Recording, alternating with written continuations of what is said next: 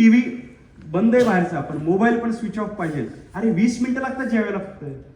20 मिनिटामध्ये कशाला ते पाहिजे एवढ्या जगात? आपण काय राष्ट्रपती सुद्धा मला वाटतं मोबाईल बघत नसेल जेवण.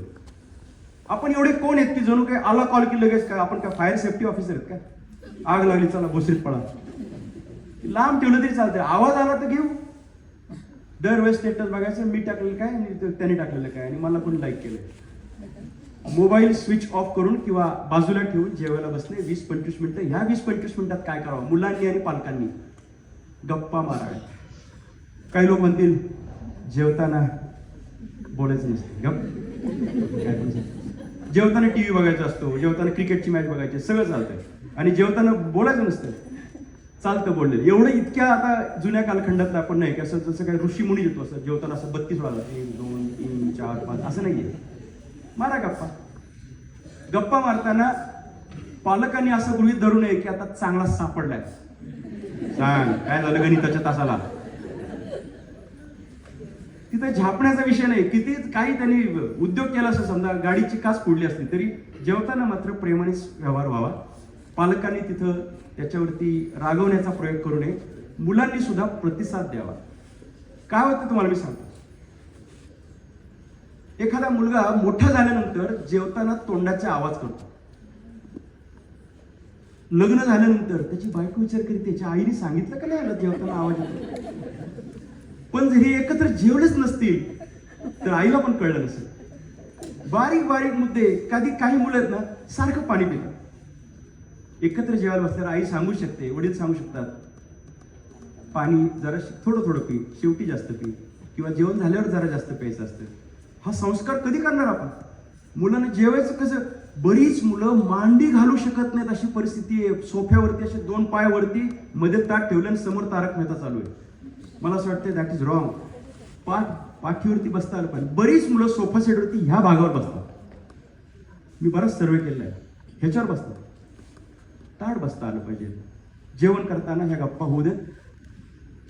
अजून एक कारण आहे एकत्र जेवण्याचं, ते झाले संस्कार बिस्कार चांगल्या गोष्टी नाही का. तुम्ही सांगताल आमच्या ऑफिसमध्ये आज असं झालं, आई सांगेल आज दिवस असं असं, जोक्स कळतील. अरे विनोदी वृत्ती मुलांमध्ये राहिलेली नाही. आता लोकांमध्ये नवीन पिढीमध्ये विनोदी वृत्तीच राहिलेली नाहीये. फक्त कपिल शर्मा शो बघायला लागतो आपल्याला. विनोदी वृत्तीसाठी असे चालता बोलतानाचे विनोद सांगितले तर आपल्याला कळतात ना. मला तर आमच्या वडिलांनी सांगितलेल्या 1984-83 सालच्या सगळ्या गोष्टी अजूनही आहेत अशा आठवतात. मी आता पुस्तक करतो त्यांच्यावरती. हे कशावरनं? कारण मी ऐकलं होतं. अजून एक खूप महत्वाचा मुद्दा असा आहे, म्हणजे मुलांना आपण सामाजिक शास्त्र कसं शिकवतो ते बघा.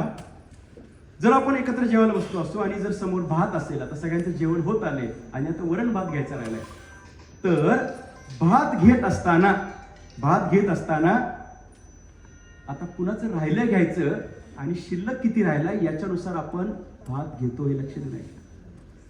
ज्यावेळेस तुम्ही एकटे जेवताना ह्या रूम मध्ये तो जेवतोय, त्या रूम मध्ये ते जेवतायत, आईचं अजून जेवण राहिलंय शिल्लक, या केसमध्ये कुणाला किती घ्यायचंय माहित नसल्यामुळं कधी कधी आधीच सगळं संपू शकतं. आणि वडील सगळ्यात शेवटी जेवणार असतील, आई शेवटी जेवणार असेल, तर कदाचित तिला एवढंच भात शिल्लक राहतो. जेव्हा तुम्ही एकत्र बसता तेव्हा कुणाला किती पाहिजे हे लक्ष देऊन बघता आणि मग तुम्ही जेवण करता. समाजशास्त्र आणि एक सामाजिक जाणीव त्याच्यातून तयार होते. म्हणून असं एकत्र जेवण हा संस्कार आहे. पालकत्व हे सांगून तर बिलकुलच नाही. हे असं कर आणि ते तसं कर, ते तर कधी ऐकणारच नाहीये तुमचं. पालकत्व हे दिसण्यातून आहे, जाणवण्यातून आहे, चालण्या बोलण्यातून. सचिन तेंडुलकरची आई काय सांगते माहिती का? ती म्हणते की सचिनला क्रिकेटमध्ये करिअर करायचं म्हणून माझ्या घरामध्ये कधीच मी टीव्ही सिरियल लावली नाही. टीव्ही सिरियल कधीच लावली नाही. का? आतल्या रूम मधनं सचिन तेंडुलकर म्हणजे त्यांचा मुलगा सचिन असा बाहेरच्या रूम मध्ये आला, टीव्हीच्या रूम मध्ये, तर त्याला टीव्हीच्या स्क्रीनवरती क्रिकेटची मॅचेस दिसली पाहिजे. म्हणून म्हणल्या की मी अख्खं आयुष्य फक्त क्रिकेटच्या मॅच पाहिल्या, मला क्रिकेट आवडत नव्हतं तरी. हा खूप महत्वाचा मुद्दा आहे. मग ह्या अशा वागणाऱ्या आईला आणि बाबांना तो न्याय देणारी मुलं सुद्धा असली पाहिजेत. न्याय देणारी मुलं सुद्धा असली पाहिजेत. आई करते कष्ट, बाबा कष्ट करतात आणि सांगावं लागतंय. That is also wrong. मला पूर्ण खात्री की इथं बसलेल्या कुठल्याही मुलाला आजचा विषय सांगायची गरज नव्हती. ती मुलं सगळी गुणी बाळं आहेत. काय काय उद्यापासून करावं हे बोलू आणि त्याच्यानंतर थांबू. पहिला मुद्दा म्हणजे घरामध्ये तर भांडणं नकोच. वाद होऊ शकतात पण भांडणं नको. मला माहित नाही की योग्य आहे का नाही ठिकाणी सांगण्याचं, पण आई वडिलांमध्ये सुद्धा वाद नको. ते वाद तुम्ही मुलांच्या अपरोक्ष करा. मुलांच्या मनावर खूप वाईट परिणाम होतो. आणि मुलांनी सुद्धा, मला माझ्याकडे 3 दिवसापूर्वी एक केस आली होती. मुलाला आम्ही बाहेर पाठवलं. वडिलांनी सांगितलं की हा मुलगा आईला मारतो. 11वीतला मुलगा. जेव्हा अधिक माहिती काढली तेव्हा मला कळलं, जेव्हा वडिलांना आम्ही बाहेर पाठवलं तेव्हा, की वडील आईला मारतात मुलांच्या पुढे. जरा मोठा झाला की तो पण ते अस्त्र चालवतो. दुर्दैवाने ह्या गोष्टी जुन्या काळात होत्या, आत्ताच्या काळात नाहीत असं आपण गृहीत धरू. आजच्या काळात इथं बसलेल्या कुणाला इथे गरज नाही असं लक्षात धरू. परंतु ही खूप महत्वाची गोष्ट आहे. पालकत्व म्हणजे आपला पुनर्जन्म आहे. आतापर्यंत आपण शिव्या देत होतो, आता इथून पुढे शिव्या देऊन चालणार नाहीत. कारण शिव्या ह्या पुस्तकात शिकवल्या जात नाहीत. आणि हाय सोसायटीमध्ये सुद्धा शिव्या इतरांच्या घरातून ऐकू येत नाहीत. कधी कधी शिव्या आपल्याला आपल्याच गाडीमध्ये ऐकायला येतात. मला एका मुलाने सांगितलं होतं, म्हणलं तू शिव्या कशात देतोस? तू तर एक चांगल्या शाळेतला मुलगा आहेस.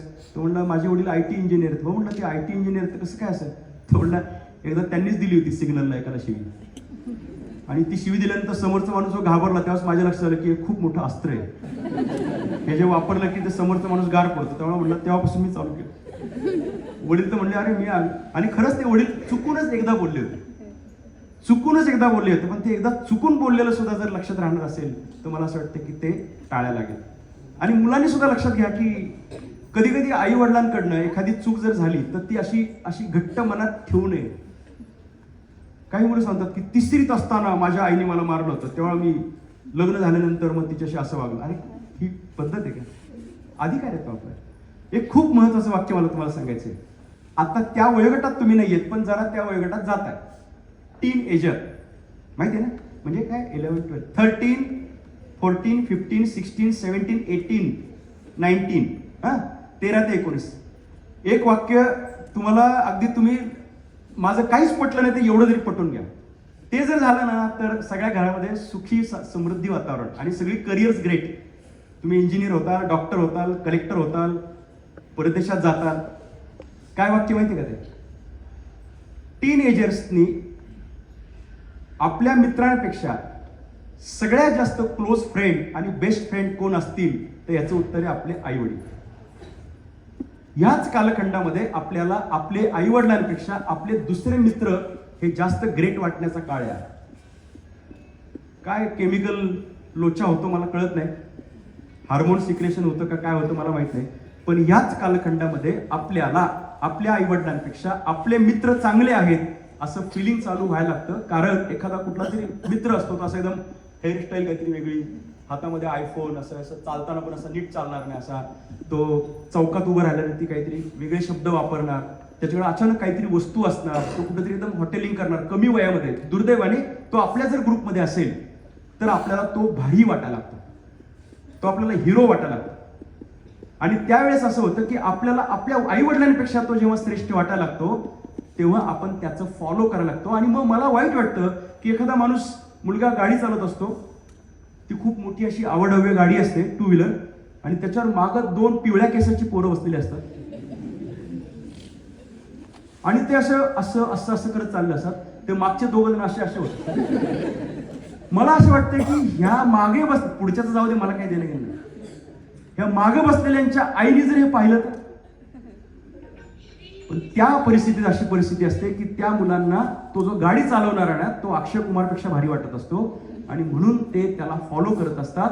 दुर्दैवाने हा जे वस्तू विकत घेतो त्याचे बाप त्याला, आई वडील त्याला घेऊन देतात, तो तुम्हाला सांगतो की आपल्याला पाहिजे नाही. आता या परिस्थितीमध्ये ही परिस्थिती हँडल कशी करायची हा खूप महत्वाचा मुद्दा आहे. समजा तुमच्या मुलाने तुम्हाला कारण नसताना आयफोन मागितला आणि याच्यावर जर तुमचं उत्तर असं असेल की आपली परिस्थिती नाहीये, उत्तर संपत नाहीये, प्रश्न सुटत नाहीये, तो मुलगा तुमच्यावरती डाफरतो की आपली परिस्थिती नाही, याचा अर्थ तुम्ही गरीब राहिलात म्हणजे तुम्ही काहीच केलेलं नाहीये, तुमच्या कर्तृत्वावर तो शंका घेतो. म्हणून ह्या उत्तराच्या ऐवजी दुसरं उत्तर हवं असणार आहे. दुर्दैवाने विद्यार्थी आणि सगळेच आपण एकत्र बसलेले असताना मला ह्याच्यावर जास्त खोलात बोलता येणार नाहीये, परंतु कोणती रिॲक्शन आपण कशी देतोय हा खूप महत्वाचा भाग आहे. आई वडिलांच्या आणि मुलांच्या समन्वयातून अशी कधीच वेळ येता कामा नये की मुलांना बाहेर जाऊन कुठल्या तरी मित्राशी आतलं बोलावं लागतंय. ते जेव्हा घरातच बोललं जाईल तेव्हा घाबरे तू काय करणार रे असं जर नाही झालं तर तो आपल्याशी बोलणार आहे.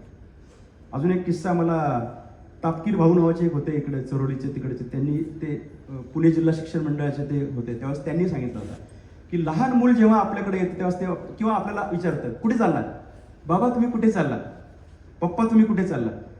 आणि जेव्हा आपण कुठेतरी मित्राला भेटायला चाललो असतो सहज असं जेवण झाल्यानंतर फिरायला चाललं असतं आपण हे का तुला काय करायचं असं जे जे बाबा म्हणतात ना त्यांनी बंद करा असं म्हणणं. त्याचं कारण जेव्हा तुम्ही म्हातारे होताल ना 78 वर्षाचे तेव्हाच तुम्ही म्हणताल ना कुठं चाललास, तेव्हाच ते म्हणते बस तिथं जरा जे पेरू ते उगवेल. म्हणून आजपासून आता लगेच एकमेकांच्या आई वडिलांकडे बघायला सुरुवात करू नका आणि पालकांनी मुलांकडे बघायला सुरुवात करू नका.